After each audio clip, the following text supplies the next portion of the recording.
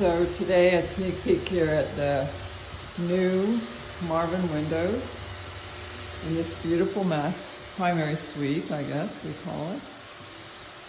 The sun came out for us, so I just thought now would be a good time to take a sneak peek of what we have with our magnet catches for the doors. We're putting in the magnet relay switch for the lights and the Jesco lighting, but I thought it would be really kind of fun to just get up here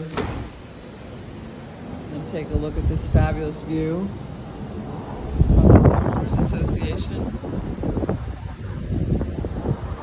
for this 3,000 square foot terrace with her primary suite deck. It's going to be pretty spectacular. I can't wait to take all of the screen film off of these windows, which we're going to be done by Friday. We have a beautiful cathedral ceiling, and what a spectacular view.